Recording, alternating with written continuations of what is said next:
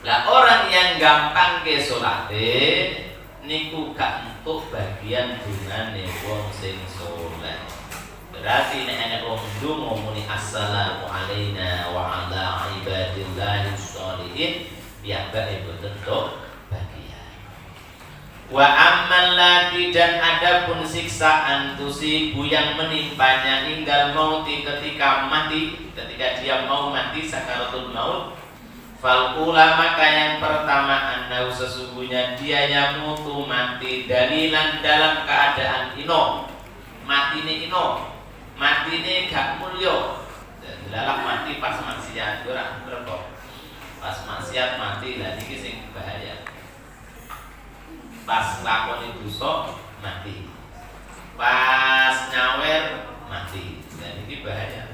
Mulane aja kulino nyawer ngeten iki. Pas nyawer mati repot. Pas mendem mati. Ya repot. Ora tau mendem bisa mati kaget repot. Mulane sing kurang tau mendem aja kulino, aja latihan mendem. Kuatine nek pas jajal mendem malah ini. Padahal wong nek pas mendem niku imane kan dicabut. Ngoten. Lah ketika pas dicabut berarti dia jadi wong kafir. Pas jadi wong kafir kok mati berarti mati dalam keadaan kafir. Nek kafir berarti nang neraka selawas-selawase. Ngoten niki.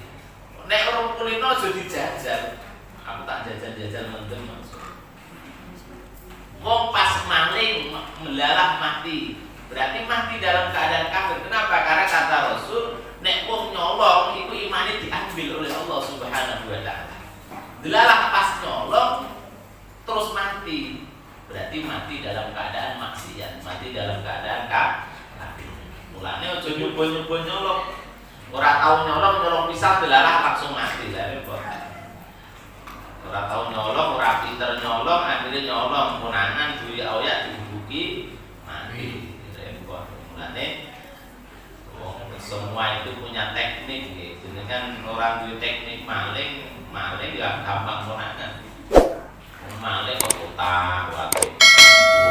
Wae. Ya konangan karo sing duwe omah. Wong kabeh niku duwe ilmu kan. Mal mas yo maling ya nek ilmune. Ilmu maling. Jadi mulane aja sekali-kali jajal maksiat. Khawatir nek pas maksiat ilalah mati. Itu yang kita takutkan. Bismillahirrahmanirrahim. Wasaniyatu yang kedua siksaan yang dia terima yamutu jami'an. Dia mati dalam keadaan lapar. Mati ini keluwen. Di badannya oke jadi. Nek mati ini dalam keadaan kelaparan. Jadi wong mati ini kurang beda-beda. Mati ini dalam keadaan sing pena penuh dengan senyuman. Dan sing tersiksa megap-megap berjam-jam atau bahkan berhari-hari. Itu kan tergantung kondisi ketika dia masih sehat. Di CHP nek kulino amal apik insyaallah di matinya apik. Nek sehat kulino elek insyaallah matinya elek kan. Wasalisatu yang ketiga yang mutu dia akan mati akshanan dalam keadaan ngelak walau sukia biharud dunia walaupun diberi minum biharud dunia dengan apa namanya dengan lautan dunia tetap maruya tidak akan jadi seger min abshihi dari ngelak itu. Jadi wong sing gampang ke salat niku sok nek mati ngelak haus sing pol-polan walaupun digrojoki banyu sak lautan digrojoki kabeh tetep ngelak kata Rasul. Lah nek kadang-kadang anten wong niku ninggal njaluk ngombe wae dikeki ngombe njaluk ngombe wae. Karena memang prosesnya berat. Jadi sakaratul maut itu tidak seindah yang dibayangkan.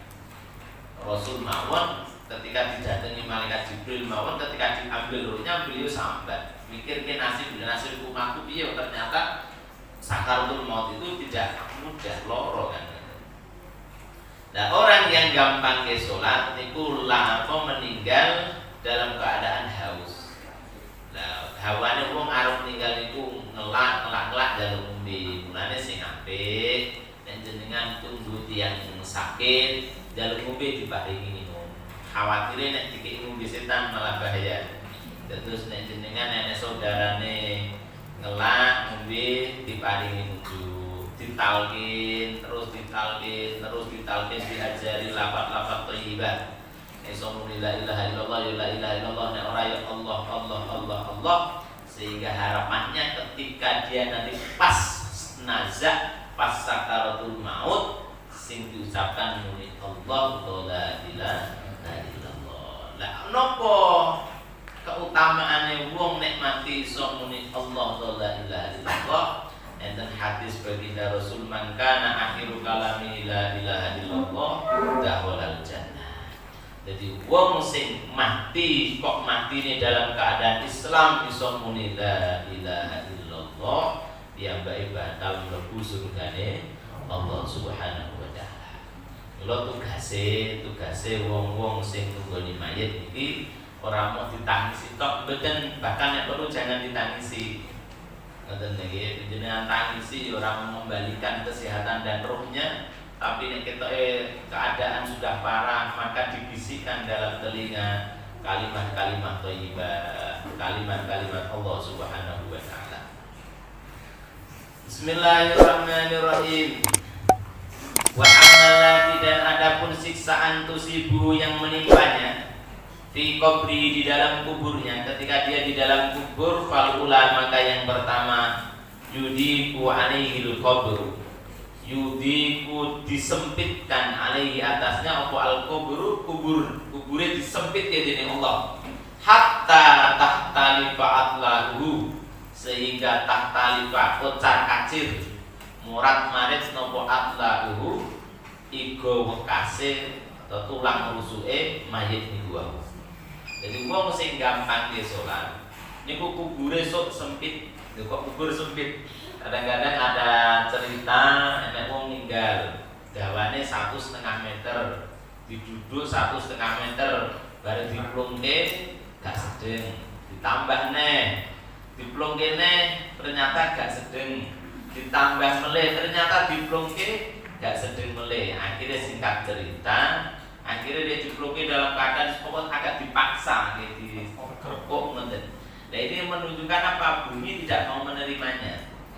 Jadi bumi ini mawon pun boten purun nampi piyambake. Jadi banyak kisah-kisah wong sing meninggal itu di alam kubur. Jadi alam kubur di kuburan itu beda gitu. Tetapi kadang-kadang Allah tampakkan itu untuk menjadi ibroh kepada kita. Enten tiyang jalanan riyin iku. Derek ngubur delalah, dompete kecemplung kan ngoten. Melu katut dikubur, padahal di dalam dompet itu isinya harta yang bernilai. Akhirnya pulang ke rumah akhirnya dia kembali lagi diduduk. Bareng diduduk ternyata kuburan ini penuh dengan api. Akhirnya gak sido dibulai nopo dompetnya langsung diuruki ngoten mawon. Tapi enten kadang-kadang orang sudah meninggal, banyak kasus sih, banyak cerita dengan buka di YouTube niku. Bahkan kemarin di beberapa waktu yang lalu banyak video, ada beberapa mayat niku sudah meninggal puluhan tahun, tapi jauh tuh. Ini kita di luar logika nalar kita. Jangankan sampai puluhan tahun, ini secara normal mayat niku 3 hari saja sudah membusuk. Betul sah 3 hari, malam meninggal, mungkin selang malam lagi itu nanti sudah mulai ada bau yang agak keluar sing gak enak.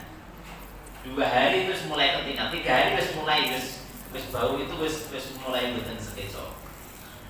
Lah niku kok enten meninggal sampai puluhan tahun ning sak morine niku jengtu. Jadi iki banyak kasus nggih, jadi kan pengen ngutekke teng saniki kan canggih ya, apa-apa saniki kan direkam, apa-apa direkam. Jadi nek apa-apa saniki golek teng YouTube ya nek kabeh. Dari kisah-kisah sing di luar nalar manusia, nalar kita. Ini gue ngoten. Jadi wis tinggal pirang-pirang puluh tahun jasadnya masih. Tetapi enten sing tiyang niku disiksa di dalam kuburnya, akhir dilembokke mawon niku mawon wis gak gelem. Bahkan kemarin kita membahas tentang orang yang ketika di dalam kuburan dan macam apa namanya semacam kucing tapi besar. Akhirnya nyopoti ngeletaki mayat itu teng kubur. Tapi yang kucingnya digurak ra gelem lunga. Digurak ra gelem lunga. Gawe kuburan anyar enek kucing itu mulai. Gawe kuburan anyar enek kuburan apa kucing itu mulai. Akhirnya diplungke arep mateni kucing ya rawan kucing itu hewan kesayangan Rasul. Akhirnya mayatnya dikubur bareng karo kucing. Bareng dikubur ngoten niku dirasake krungu swara krek tiba mayite no dicopoti di napa dikletaki karo kucing niku. Nah, orang yang gampang ke salat, nyepelek ke salat niku akan disempitkan kuburnya. Wasaniatu dan yang kedua, yuqadu alaihi al-qabr, yuqadu dinyalakan alaihi di atas alaihi di atasnya al-qabru naron. Di atas kuburnya atau di dalam kuburnya akan dinyalakan api. Ya taqallabu yang api niku bulan-bulan alal jamri ing atase mawa lailan wa nahar. Maka di dalam kubur wong sing gampang ke salat. Gampang niku wis pokoknya butuh salat ora ya ora. Nek perlu malah blas repot sithik ngono wis megah salat. Kesel sithik wis lali salat. Padahal kudune kan salat sik nembe apa pergawe aja nganti pergawe malah ganggu salate kan tentu iki. Tapi kadang-kadang kan kita niku kadang-kadang jemudi yang kadang-kadang kesel berdamel awak niku nek kesel kadang-kadang tidak ibadah di roda. Abot hawane. Kadang-kadang terus ninggalke salat. Maka dalam keadaan apapun kondisi apapun salat itu jangan sampai ditinggalkan. Sak repot-repotin dengan sempatkan walaupun hanya 3 menit saja. Paribasan gak pakai dikit gak apa-apa sing penting salat itu ditinggalke. Nek jenengan dadi wong sing banget repote.